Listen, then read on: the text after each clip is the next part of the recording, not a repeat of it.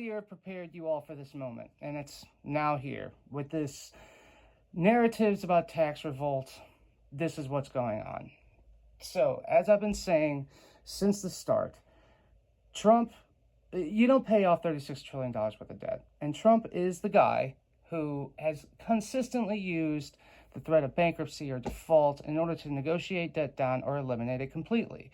So it's been obvious to me, and I've been documenting this all year, that they're going to do vectors of hyperinflation for Fed notes because the objective is to undermine the issuer while retaining stability. And the strategy you do that with is you attack the issuer, the method, and the unit. So the BRICS is settling in their own currencies and through their own methods of payment. So that is a flood and pool event. Taxes have been cut. That is a pool event for Fed notes. Interest rates cut. That is a flood and pool event. Now, they haven't been cut to how much Trump has wanted because we need control of that organization. And that's important to cut the interest rates, number one. Number two, because final implementation for the regulations for genuineness and clarity. And why is that important?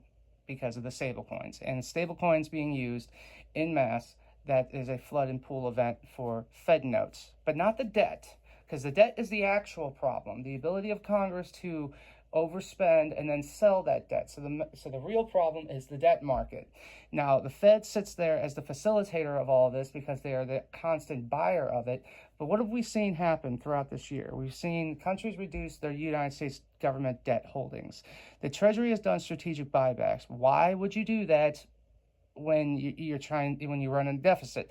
It's because they're shielding parties from this conversation that's here now. And the Fed just announced they're going to be buying up debt because the conversation of debt based on fraud is going to equal a bond market panic. And Trump's going to say it. He'll say, debt based on fraud, we're not going to pay, da, da, da, da, da. And that will cause everybody to panic sell that debt, meaning the Fed can buy it up for pennies on the dollar. But are those people going to want Fed notes when it's being abandoned? No. This is all about shifting the debt to the Fed, stripping them of assets while it's being obsoleted and abandoned. Their CBDC has been banned by executive order.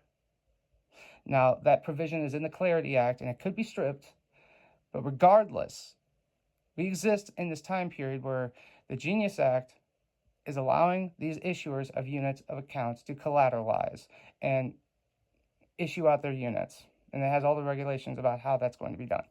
The Clarity Act gives us all the regulations on the settlement methods. So that way there's no coercion.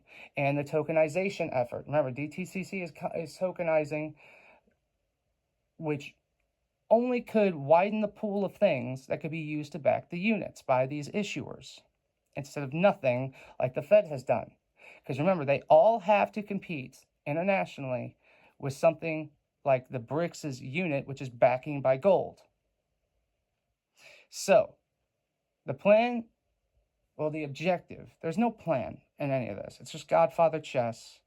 You have objectives and you make moves and counter moves, but we can all see that this is happening, that we're moving away from the Fed note as we're abandoning it, forcing the Fed to buy up and hold all the debt, stripping them of assets, and then you're only dealing with one holder of the debt that you can negotiate with, or just not pay him, which is totally in Trump's wheelhouse to do, because if it's only the Fed that's holding the majority of amount of it, screw them. So now everybody's talking about a debt revolt. This is the narrative preliminary to debt based on fraud and how we shouldn't pay it. Okay?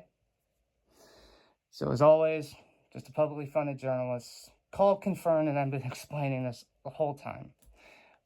The prices, dates, charts, hype, riddles, merch to pollute the earth, or sponsors to dilute the message.